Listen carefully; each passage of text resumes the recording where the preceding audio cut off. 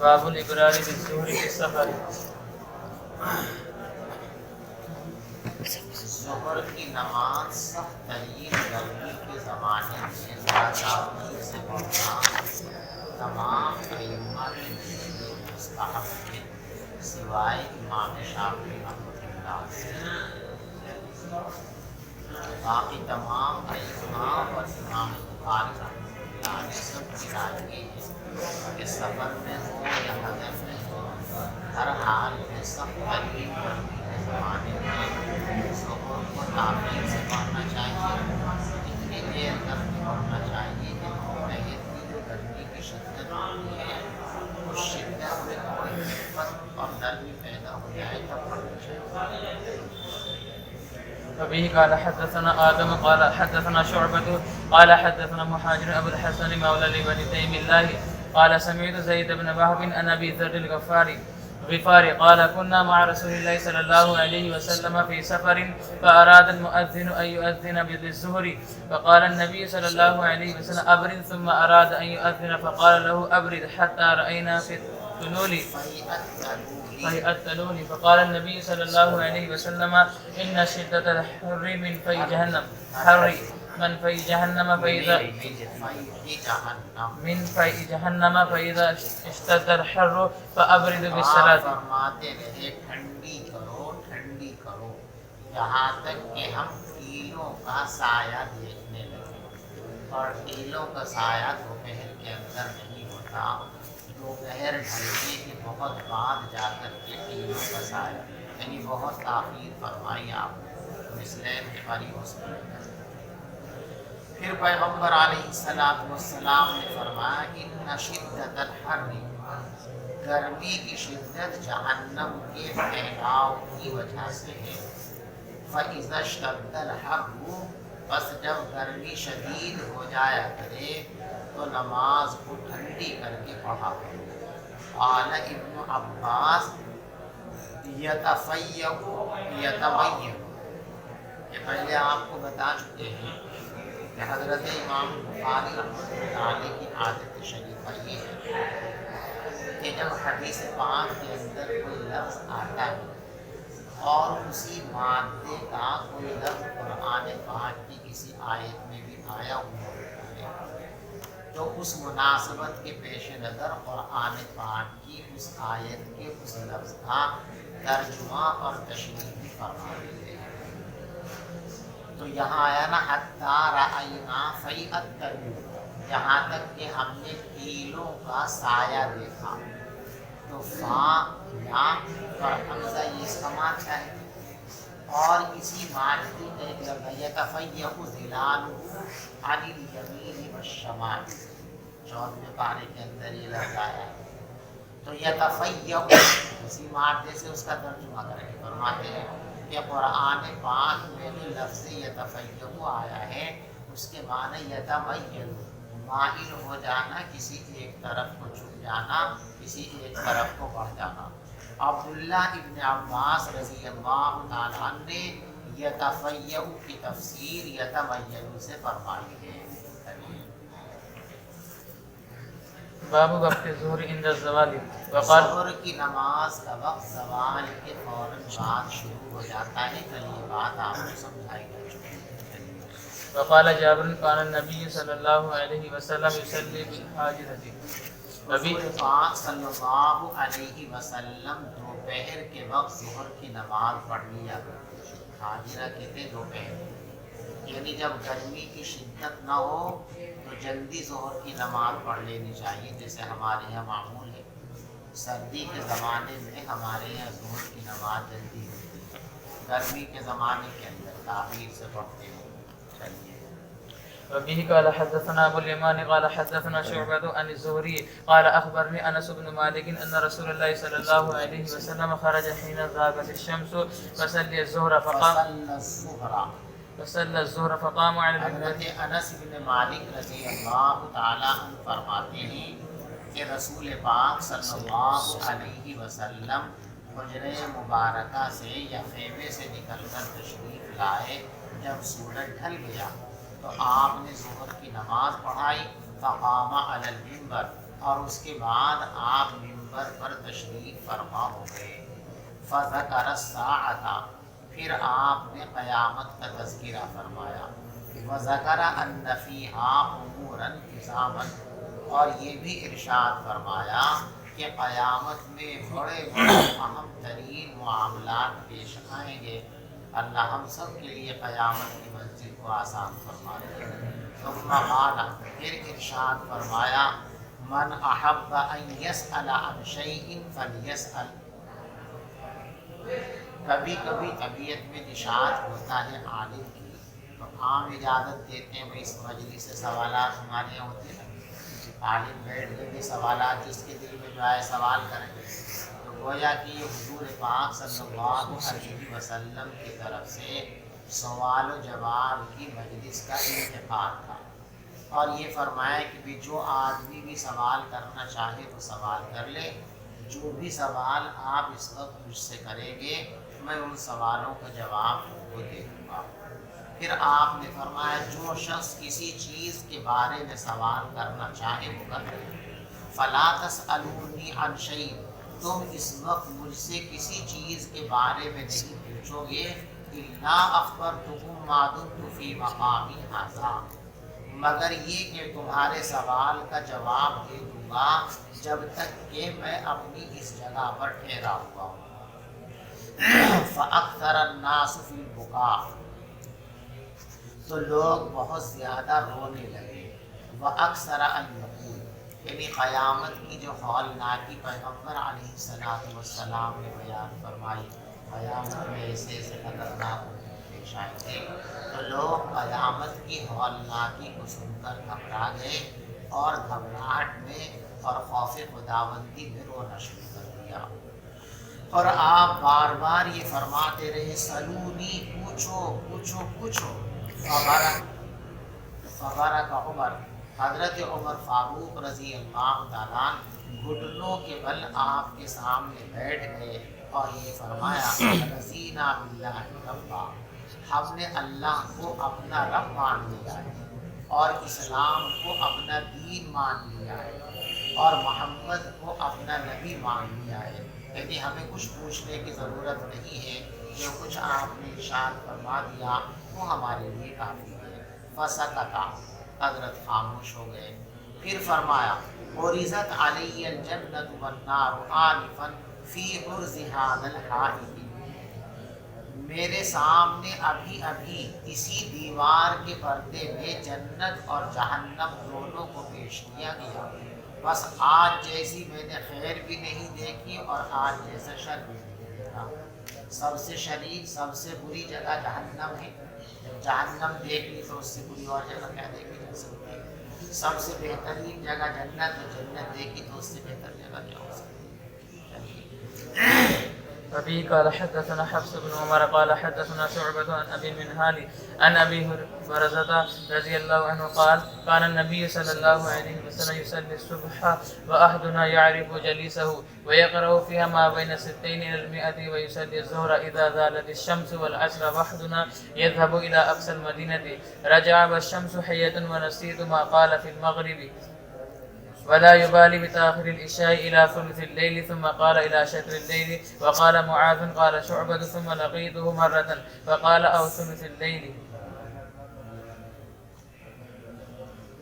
حضرت ابو برزہ اسلمی رضی اللہ تعالیٰ فرماتے ہیں کہ نبی پاک صلی اللہ علیہ وسلم صبح کی نماز پڑھتے تھے اس حال میں کہ ہم میں سے ہر شخص اپنی برابر والے بیٹھنے والے کو پہچان لیا کرتا تھا۔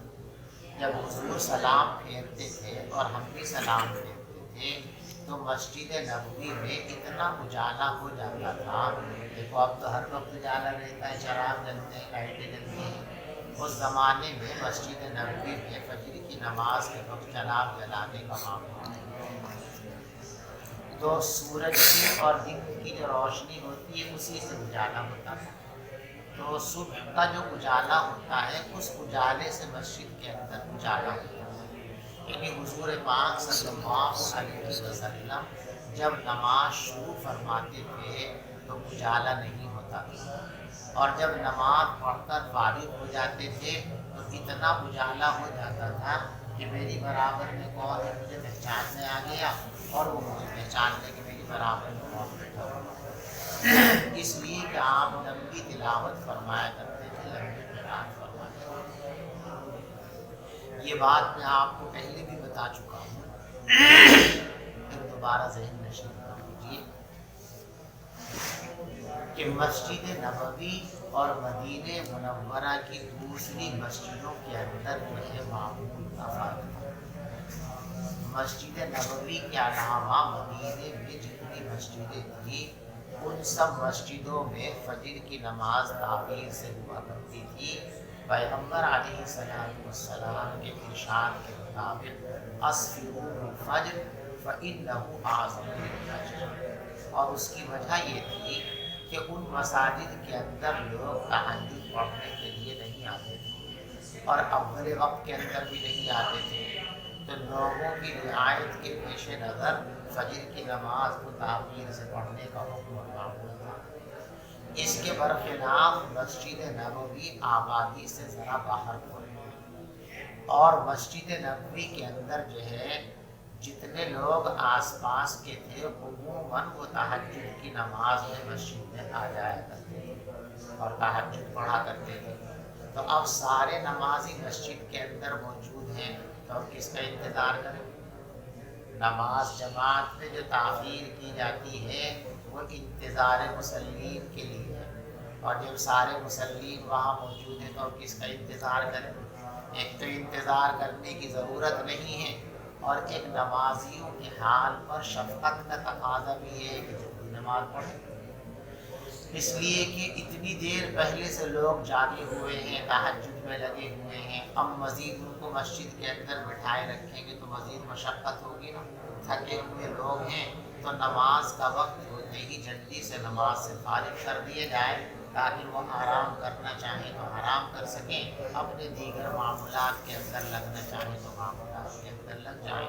اس لیے بھی جلدی کرتے تھے کہ حضور پاک صلی اللہ علیہ وسلم کی عادت کریمہ فجر کی نماز میں لمبی تلاوت کی تھی، لمبی قرات کی تھی، اور لمبی قرات اگر اسفار کے موقع پر کی جائے گی تو طلوع آفتاب ہو جائے گا نماز پڑھتے پڑھتے۔ اس لیے آپ اول وقت میں شروع فرماتے تھے اور ختم کرتے کرتے اسفار کا وقت آ جایا کرتا تھا، تو گویا مسجد نبوی کی نماز ابتدا کے اعتبار سے خلص میں ہوا کرتی تھی اور انتہا کے اعتبار سے اسفار سے ہوا کرتی تھی۔ خلص میں شروع ہوتی تھی اور ختم ہوتے ہوتے اسفار کا وقت آ جایا کرتا تھا۔ بات سمجھ میں آگے نہیں؟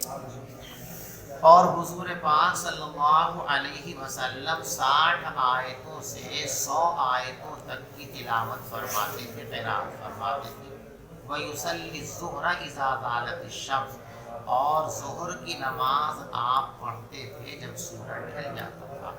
وَالْعَصْرَ وَأَحَدُنَا يَذْهَبُ إِلَىٰ أَقْصَى الْمَدِينَةِ، اور عصر آپ اس وقت پڑھتے تھے کہ ہم میں سے کوئی آدمی نماز پڑھ کر مدینے کے آخری کنارے پر چلا جاتا تھا اور لوٹ آتا تھا اور سورج میں ابھی تپش باقی ہوتی تھی۔ اس روایت سے بعض حضرات جو ہے مثل اول کے فوراً بعد عصر کی نماز پڑھنے پر استدلال کرتے ہیں، لیکن یہ استدلال تام نہیں ہے۔ مدینہ منورہ اس زمانے کا آج کا مدینہ نہیں ہے۔ آج کا مدینہ اتنا لمبا ہو گیا کہ احد پہاڑ جو مدینے سے کافی فاصلے پر 3 میل کی دوری پر تھا مدینے سے اس وقت، اور اب وہ مدینے کے اندر، تو اس وقت آپ لگائیے اندازہ مدینہ کتنا سا ہوگا۔ چنانچہ بعض لوگ تو یوں بھی کہتے ہیں کہ اب جو مسجد نبوی ہے نا، مسجد نبوی کے جو باہر میدان پڑا ہوا ہے جو فنائے مسجد ہے، ابھی کچھ دن پہلے تک اب تو کچھ اور تغیرات ہوئے ہیں، ان بڑے تغیرات سے پہلے ابھی چند سال پہلے 5-6 سال پہلے بھی مسجد نبوی کے باہر جو بہت سارا کھلا علاقہ تھا اس کو چاروں طرف سے ہری گرل کے ذریعے گھیرا ہوا تھا، باؤنڈری کی ہوئی تھی ہری گرل، لوہے کی ہری گرل۔ بعض لوگوں کی تحقیق پہ تھی یہ گرل جو ہے یہ مدینے کی سرحد تھی، یعنی مدینے کی آبادی صرف اتنی تھی تو گویا مدینہ اس وقت کل اتنا بڑا تھا جتنی وکیل مسجد نبوی. تو اب اتنی دور جا کر عصر کے بعد جا کر کے واپس آ جانا اس سے بہت زیادہ تقدیم کی طرف اشارہ. اس لیے کہ ہمیں یہ پتہ نہیں کہ اس وقت تک مدینے کی آبادی کتنی تھی اور اس جانے والے کو کتنی دور چلنا پڑتا تھا, کتنے کلومیٹر آنا جانا پڑتا تھا. تو اس مبہم جملے سے ہم وقت کی معین طور پر کوئی تحدید نہیں کر سکتے. وَنَسِيتُ مَا قَالَ فِي الْمَغْرِبِ, اور راوی کہتے ہیں ابو المنہال کہ میرے استاد محترم نے مغرب کے بارے میں کیا فرمایا تھا یہ مجھ کو یاد نہیں رہا. وَلَا يُبَالِي بِتَأْخِيرِ الْعِشَاءِ, اور آپ شروع سے لیل تک عشاء کی نماز مؤخر کرنے میں کوئی حرج محسوس نہیں کرتے. یہ ابو المنہال کہتے ہیں کہ ایک مرتبہ تو آپ نے فرمایا ثلث اللیل, اور ایک مرتبہ فرمایا الی شطر اللیل, آدھی رات تک تاخیر کرنے میں کوئی حرج نہیں کرتے تھے. اور پھر ایک مرتبہ اور میں اپنے استاد محترم سے ملا تو انہوں نے تردید تشریح کے ساتھ فرمایا الی ثلث اللیل او الی شطر اللیل, کہ یا تو یہاں تک یا پھر یہاں تک. وبه قال حدثنا محمد بن مقاتل قال أخبرنا عبد الله قال حدثنا خالد بن عبد الرحمن قال حدثني غالب بن قطان عن بكر بن عبد الله بن مزني عن أنس بن مالك قال كنا إذا صلينا خلف رسول الله صلى الله عليه وسلم بالظهائر سجدنا على ثيابنا اتقاء الحر. اتقاء الحر. حضرت انس بن مالک رضی اللہ تعالیٰ عنہ فرماتے ہیں کہ ہم حضور پاک صلی اللہ علیہ وسلم کے پیچھے ظہر کی نماز پڑھا کرتے تھے تو ہم اپنے کپڑوں پر سجدہ کیا کرتے تھے گرمی سے بچنے کے لیے. اس سے بھی ظہر کی تعجیل پر لوگ استدلال کرتے ہیں, لیکن اس سے جو ہے بہت زیادہ تعجیل پر استدلال نہیں کیا جا سکتا, اس لیے کہ عرب کی زمین پتھریلی زمین ہے اور پتھر ایک مرتبہ دھوپ میں تب جائیں تو بہت دیر تک ٹھنڈے نہیں ہوتے. ہمارے یہاں جس وقت عصر کی نماز ہوتی ہے گرمی کے زمانے میں تو بہت مؤخر ہوتی ہے نا, 5, 5:30, پونے 6 بجے ہوتی ہے. جو مسجدیں کھلی ہوئی ہیں جن میں کھلا صحن ہے, آپ عصر کے نماز کے وقت بھی اگر وہاں آئیں تو وہ فرش اس وقت بھی کیا ہوتا ہے, گرم ہوتا ہے, بہت دیر تک گرمی رہتی ہے. تو اس میں شدت تعجیل پر استدلال کرنے کی مکمل طور پر اس روایت سے یہ بات ثابت. بہرحال گرمی ہوتی تھی, پتھر جلے ہوئے ہوتے تھے, اتنے جلے ہوئے ہوتے تھے کہ جب سجدے میں جاتے تھے تو پیشانی جلنے کا خطرہ ہوتا تھا. اس لیے جو چادر کھلنے کی جگہ ہوتی تھی اس کو ایسے ہی کر لیا کرتے تھے, سجدہ کرتے تھے تاکہ کپڑے کی وجہ سے شدت حرارت سے حفاظت ہو جائے. باب تاخیر الظہر الی العصر, ظہر کو عصر تک مؤخر کرنے کا بیان. یہ باب امام بخاری رحمۃ اللہ علیہ ایک خاص چیز کی تردید کے واسطے لائے. بعض لوگوں کا خیال یہ ہے کہ ظہر اور عصر کے درمیان کچھ مخفل وقت ہے, یہ جو کہتے ہیں کچھ مشترک وقت ہے. مشترک اور محمل سمجھ نہیں سمجھے. محمل اس وقت کو کہتے ہیں جس میں کسی فرض نماز کا وقت نہ ہو, جیسے طلوع آفتاب سے لے کر زوال تک کا جو وقت ہے اس وقت میں کوئی فرض نماز نہیں ہو تو یہ وقت محمل ہے کہ اس میں کوئی نماز کا وقت. تو بعض لوگ کہتے ہیں کہ ظہر و عصر کے درمیان کچھ وقت محمل ہے کہ ظہر کی نماز کا وقت ختم ہو گیا لیکن ابھی عصر کی نماز کا وقت شروع نہیں ہوا. وہ وقت جو بیچ کا ہے وہ ظہر کا بھی نہیں ہے اور عصر کا بھی نہیں ہے, یہ مطلب ہے وقت محمل کا. بات سمجھ میں آ گئی. اور بعض لوگ کہتے ہیں کہ کچھ وقت مشترک ہے, اس لیے اول تک تو ظہر کا وقت ہے اور مثل ثانی کے بعد عصر کا وقت ہے, اور یہ جو مثل ثانی ہے بیچ میں یہ وقت مشترک ہے. اس میں ظہر کی نماز بھی پڑھی جا سکتی ہے اور عصر کی نماز بھی پڑھی جا سکتی ہے. یہ بعض لوگوں کی رائے ہے. امام بخاری رحمۃ اللہ علیہ ان دونوں رائے کی تردید کے واسطے یہ بات لائے کہ ظہر کی نماز کو عصر کی نماز تک مؤخر کیا جا سکتا ہے۔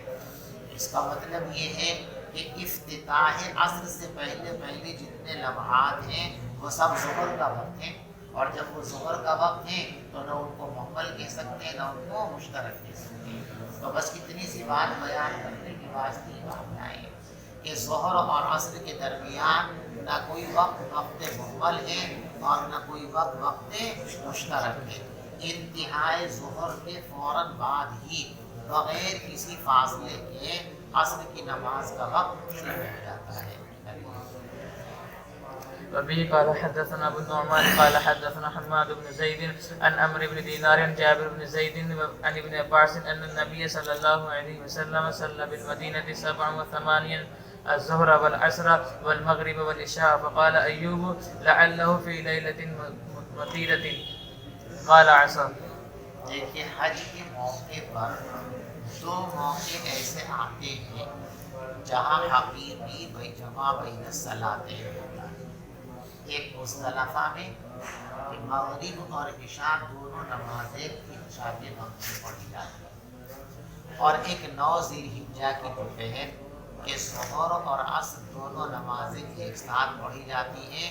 ظہر تو ظہر میں ہوتی ہے، عصر بھی ظہر کے اندر ہوتی ہے۔ اس کو کہتے ہیں جمع حقیقی، یعنی حقیقی اعتبار سے ایک ہی وقت میں دو نمازوں کو اکٹھا کیا جاتا ہے۔ مزدلفہ اور عرفات کی ان دو نمازوں کے علاوہ، دو موقعوں کے علاوہ کہیں بھی اور کبھی بھی جمع حقیقی کی شریعت کے اندر اجازت نہیں، ناجائز۔ البتہ جمع سوری کی اجازت ہے۔ جمع سوری کا مطلب یہ ہوتا ہے کہ ایک نماز کو آپ اس وقت کے انتہائی لمحات کے اندر پڑھو، اتنے آپ اس نماز کا سلام پھیریں، اتنے یہ وقت ختم ہو جائے۔ یہ وقت ختم ہوا فوراً دوسرا وقت شروع ہو گیا، تو اب مثلا ظہر کی نماز میں ہے بالکل اس وقت آپ پڑھیں کہ بھائی 5 منٹ لگیں گے 4 رکعت کے اندر، تو وقت ظہر ختم ہونے سے 5-6 منٹ پہلے آپ نے نیت باندھی، سلام پھیرا، ظہر کی نماز ختم ہو گیا، اور ختم ہوتے اثر فوراً آپ نے کھڑے ہو کر عصر کی نیت باندھی۔ تو دیکھنے میں تو ایسا لگ رہا ہے کہ یہ دو نمازیں ایک وقت میں پڑھی ہوئی ہیں، لیکن حقیقت میں ایک وقت میں نہیں بلکہ 2 وقتوں کے اندر ہے۔ پہلی نماز اپنے وقت میں ہے اور دوسری نماز اپنے وقت میں ہے۔ اس کو کہتے ہیں جمع سوری، سمجھیے۔ تو جمع سوری کی اجازت ہے عذر کی بنیاد پر۔ حضور پاک صلی اللہ علیہ وسلم نے سفر میں کبھی کبھی اس پر عمل کیا ہے۔ آپ بھی کوئی موقع ایسا ہو تنگی کا، عذر کا، تو جمع سوری کرنے کی شرعاً اجازت ہے، جمع حقیقی کی اجازت نہیں ہے۔ یہاں اسی جمع سوری کا بیان ہے اس حدیث کے اندر۔ پیغمبر علیہ السلام نے مدینے میں 7 رکعت ایک ساتھ اور 8 رکعت ایک ساتھ پڑھی۔ 7 رکعت سے مراد کہتے 7 سے مراد تو مغرب اور عشاء، 3 مغرب اور 4 عشاء، اور 8 سے مراد ظہر اور عصر 4 ہے اور 4 ہے۔ فقال ایوب، اب یہ سوال پیدا ہوا کہ صاحب ایسا آپ نے کیوں کیا؟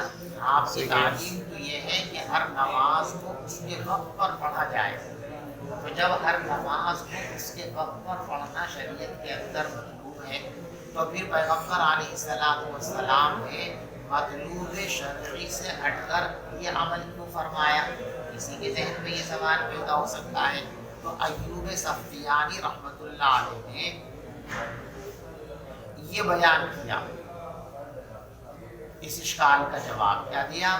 لعلہ فی لیلۃ مطیرہ، آپ نے یہ عمل شاید برسات کے موسم میں کیا تھا، شدت بارہ کی وجہ سے بار بار مسجد میں آنا دشوار تھا، اس لیے بھائی اخیر وقت میں ظہر میں بلا لیا اور اسی میں عصر سے فارغ ہو کر چلے گئے تو 2 بار نہیں آنا پڑا۔ تو اب جو 4 بار آنا پڑتا، 2 بار ہی میں وہ 4 نمازوں کا فریضہ ثابت ہو گیا۔ باب وقت العصر. عصر کی نماز کے وقت کا بیان. یہاں ہم بتا چکے ہیں کہ انتہائی ظہر میں اختلاف کی وجہ سے ابتدائے عصر کے اندر اختلاف ہو گیا ہے. لہذا جس فقیہ کے نزدیک جس لمحے ظہر کی نماز کا وقت تمام ہوتا ہے اس سے اگلا لمحہ عصر کی نماز کا وقت ہے. عصر کی نماز کے وقت کا بیان. چلیے. وبه قال حدثنا ابراهيم بن المنذر قال حدثنا انس بن اياز الهشام عن ابيه ان عائشه رضي الله عنها قالت كان النبي صلى الله عليه وسلم يصلي العصر والشمس لم تخرج من حجرتها. پیغمبر علیہ الصلوۃ والسلام عصر کی نماز اس وقت پڑھ لیا کرتے تھے جب تک دھوپ حضرت عائشہ کے حجرے میں ہوا کرتی تھی.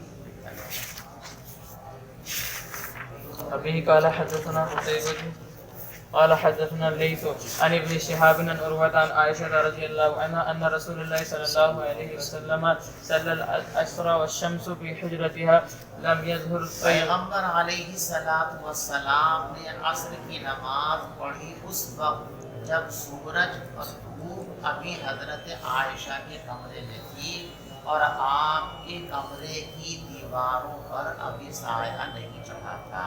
چلو. وبه قال حدثنا ابو نعيم قال حدثنا ابن عيينة عن الزهري عن عروة عن عائشة رضي الله عنها قالت كان النبي صلى الله عليه وسلم يصلي صلاة العصر والشمس طالعة في حجرته ولم يظهر الفيء بعد.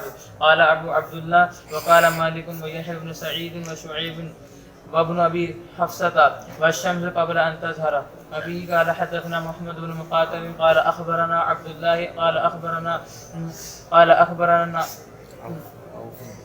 عوف عن سيار بن سلامة قال دخلت انا وابي على ابي برزة الاسلمي فقال له ابي كيف كان رسول الله صلى الله عليه وسلم يصلي المكتوبة فقال كان يصلي الحجيرة التي تدعونها الاولى حين تدخل الشمس ويصلي پوچھا گیا میرے والد نے حضرت ابو برزہ سے یہ پوچھا کہ حضور پاک صلی اللہ علیہ وسلم فرض نمازیں کن اوقات میں پڑھا کرتے تھے. تو فرمایا کان یصلی الحجیرۃ التي تدعونها الاولى. پیغمبر علیہ الصلوۃ والسلام وہ دوپہر کی نماز جس کو تم ظہر اولیٰ کہتے ہو وہ اس وقت پڑھتے تھے جب سورج ڈھل جاتا تھا. وہ یصلی العصر اور عصر اس وقت پڑھتے تھے کہ ہم میں سے کوئی آدمی اپنے گھر تک جا کر لوٹ آتا تھا مدینے کے آخری کنارے سے اور سورج میں ابھی تپش باقی ہوتی تھی. وَنَسِيتُ مَا قَالَ فِي الْمَغْرِبِ اور مغرب کا کیا وقت بیان کیا تھا. راوی کہتے ہیں مجھے اس وقت یاد نہیں تھا. وَكَانَ يَسْتَحِبُّ أَن يُؤَخِّرَ مِنَ الْعِشَاءِ الَّتِي تَدْعُونَهَا الْعَتَمَةَ. اور پیغمبر علیہ السلام عشاء کی اس نماز کو جس کو تم صلاۃ عتمہ بھی کہتے ہو اس کو مؤخر کرنا آپ پسند فرماتے تھے. وَكَانَ يَكْرَهُ النَّوْمَ قَبْلَهَا وَالْحَدِيثَ بَعْدَهَا. اور آپ عشاء کی نماز سے پہلے سو جانے کو اور عشاء کی نماز کے بعد فضول باتیں کرنے کو پسند نہیں فرماتے تھے. وَكَانَ يَنْفَطِرُ مِنْ صَلَاةِ الْغَدَاءِ. اور آپ فجر کی نماز کا سلام اس وقت پھیرتے تھے جب ہر آدمی اپنی برابر میں بیٹھنے والے کو پیشانی کرتا تھا. وَيَقْرَأُ بِالسِّتِّينِ إِلَى الْمِئَةِ. اور 60 سے لے کے 100 آیتوں تک آپ تلاوت فرمایا کرتے تھے. وبه قال حدثنا عبد الله بن مسلمة عن مالك عن إسحاق بن عبد الله ابن أبي طلحة عن أنس بن مالك قال كنا نصلي العصر ثم يخرج الإنسان إلى بني عمرو بن عوف فيجدهم يصلون العصر. انس بن مالک رضی اللہ تعالیٰ فرماتے ہیں کہ ہم عصر کی نماز مسجد نبوی میں پڑھتے تھے. پھر انسان مسجد سے نکل کر چلا جاتا تھا بنو عمرو بن عوف کے محل میں ہوگا تھا. فَيَجِدُهُمْ يُصَلُّونَ الْعَصْرَ. اور ان کو عصر کی نماز پڑھتے ہوئے پاتا تھا. پہلے آپ کو بتا دیا کہ عموماً سب نمازیں عشاء کی نماز کے علاوہ دیگر مساجد سے قدر پہلے ہوا کرتی تھی، اور عشاء کی نماز تمام مساجد مدینہ کے مقابلے میں سب سے اخیر میں مسجد نبوی میں ہوا کرتی تھی۔ وبه قال حدثنا ابن مقاتل قال أخبرنا عبد الله قال أخبرنا أبو بكر بن عثمان بن سهل بن حنيف قال سمعت أبا أمامة يقول صلينا مع عمر بن عبد العزيز الظهر ثم خرجنا حتى دخلنا على أنس بن مالك فوجدناه يصلي العصر فقلت يا عم ما هذه الصلاة التي صليت؟ قال العصر وهذه صلاة رسول الله صلى الله عليه وسلم التي كان نصلي معه۔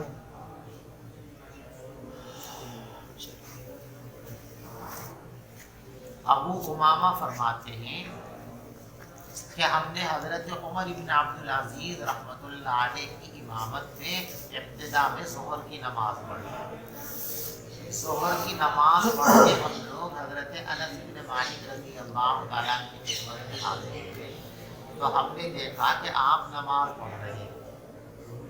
تو ہم نے پوچھا چچا جان یہ کون سی نماز ہے؟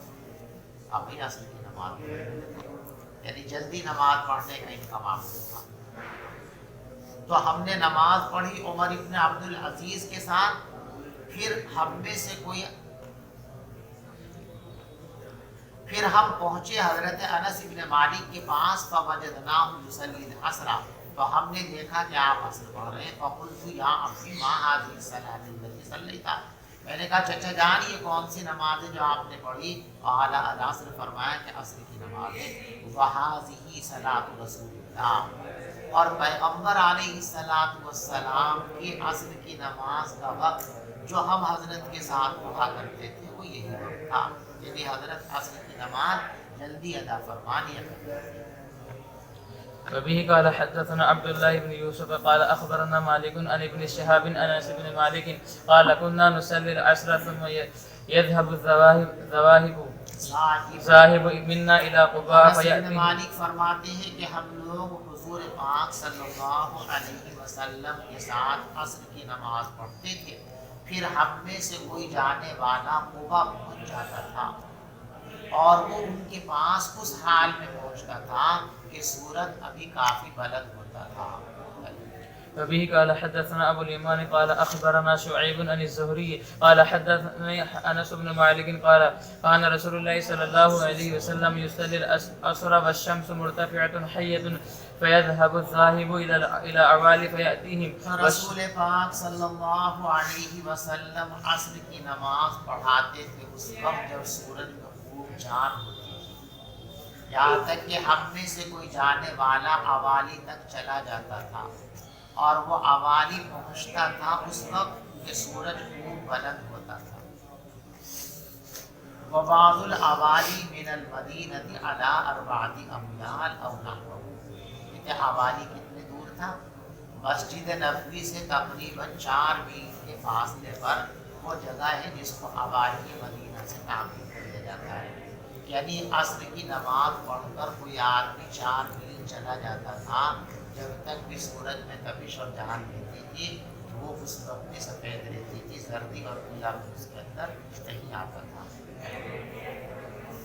باب اسم من فاتته العصر۔ من فاتته العصر، جس آدمی کی عصر کی نماز چھوٹ گئی اس کے گناہ کا بیان۔ ہر نماز کا چھوڑنا سخت گناہ ہے۔ حاصل آیا چاہے گھر سے منگائی انہوں نے۔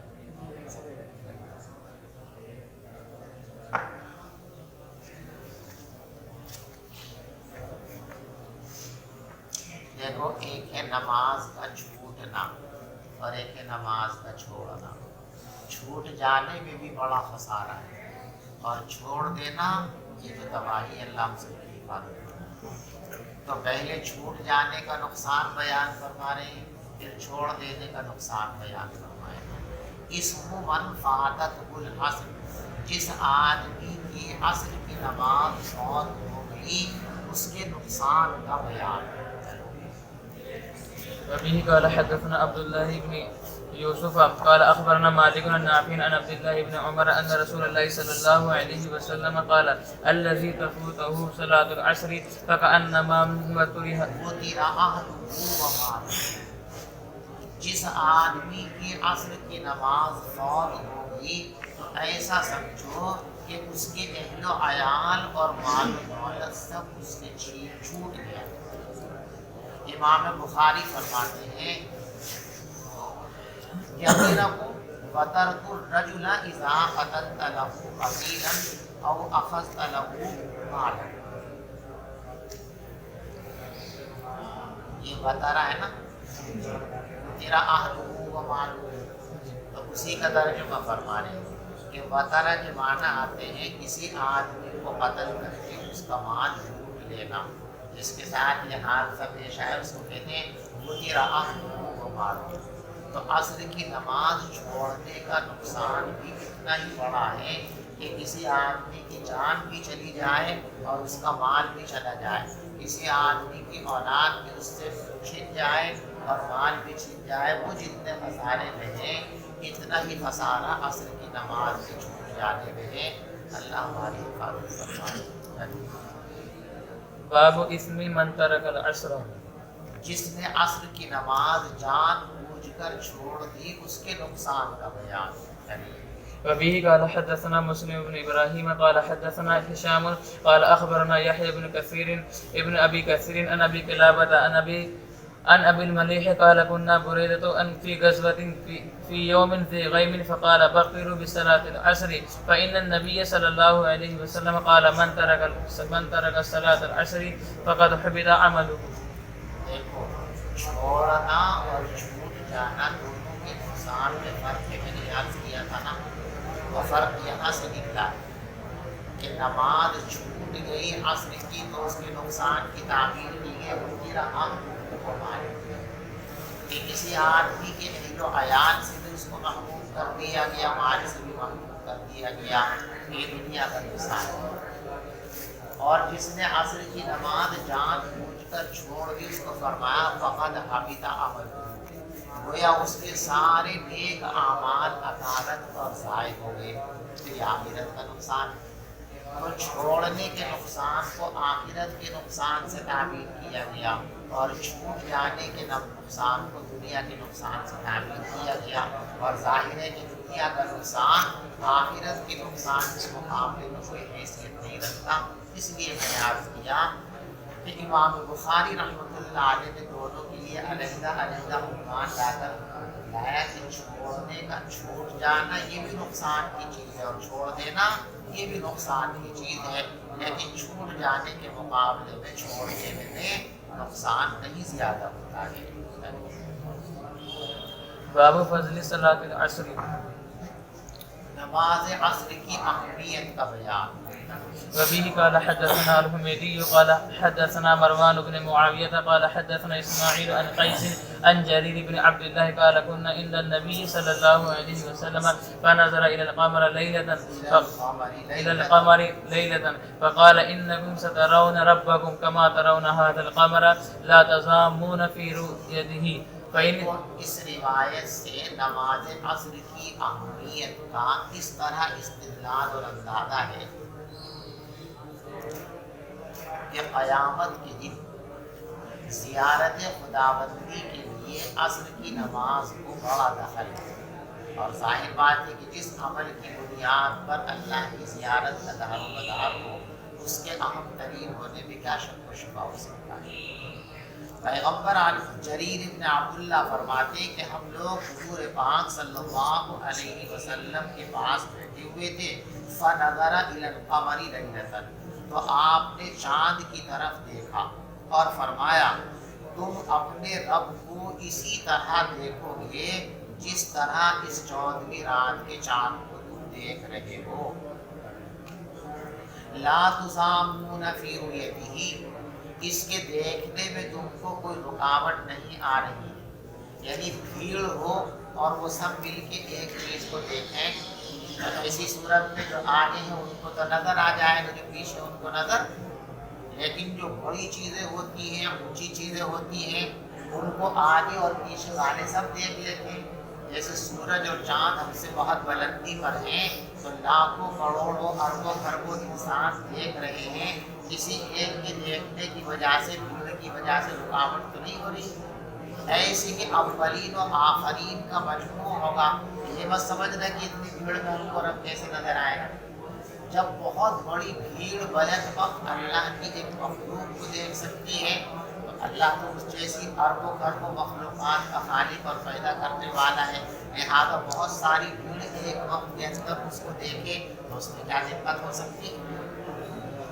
फ़इनिस्तताअतुम अल्ला तुग़लबू, अब ये है कि हमें ये ज़ियारत अल्लाह हम सबको ये ज़ियारत नसीब फरमाए। तो कैसे होगी ये ज़ियारत? फरमाते हैं कि ज़रा दो नमाज़ों का खास इत्तिमाम किया, एक असर की नमाज का और एक फजर की नमाज का। इन दो नमाजों की अदायगी ज़ियारत रब्बानी के सिलसिले में बड़ी ज़्यादा तासीर रखती है। यही इन दो नमाजों की अहमियत का सबूत है। फ़इनिस्तताअतुम अल्ला तुग़लबू, बस अगर तुम ऐसा कर सकते हो कि सूरज तुलू होने से पहले नमाज के सिलसिले में मग़लूब नफ्स न हो जाओ और सूरज गुरूब होने से पहले मग़लूब नफ्स न हो जाओ, यानी फजर की नमाज पढ़ सकते हो, असर की नमाज पढ़ सकते हो, तो ज़रूर भी ज़रूर पढ़ा करो। और फिर आपने इन दोनों नमाजों की अहमियत को साबित करने के लिए ये आयत तिलावत फरमाई, फसब्बिह बिहम्दि रब्बिका क़ब्ला तुलूइ शम्सी व क़ब्ला ग़ुरूब।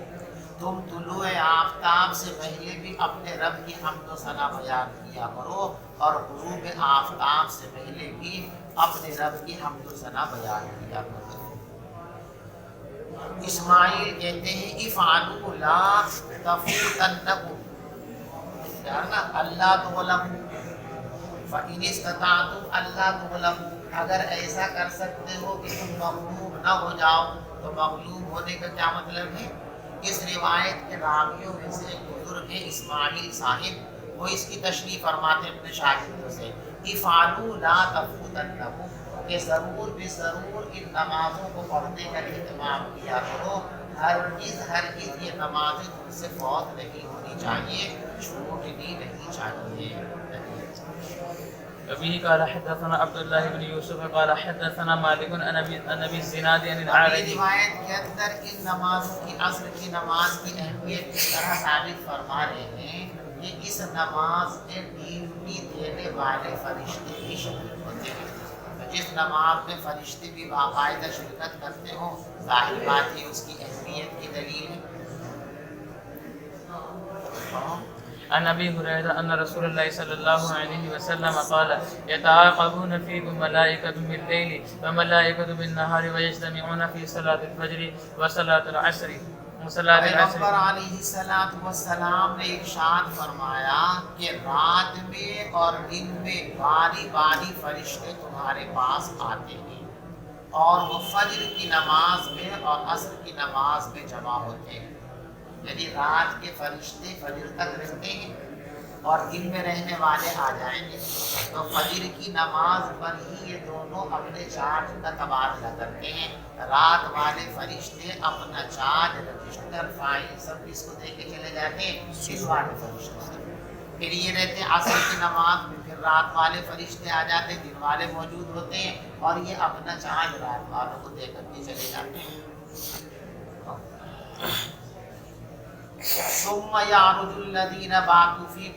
फिर वो फरिश्ते जो तुम्हारे दरमियान रात में रहे थे, वो ऊपर जाते हैं तो परवरदिगार उनसे पूछता है, हालांकि परवरदिगार तो सबको अच्छी तरह जानता है, फिर भी पूछता है कैफ़ तरक्तुम इबादी, मेरे बंदों को किस हाल में छोड़कर आए हो। फ़यक़ूलून, तो वो कहते तरकनाहुम वहुम युसल्लून, हम उनको नमाज पढ़ता हुआ छोड़ कर के आए हैं, और जब उनके पास गए थे तब भी वो नमाज पढ़ रहे थे। तो वो पूरा वक्त नमाज में शुमार कर दिया जाता है।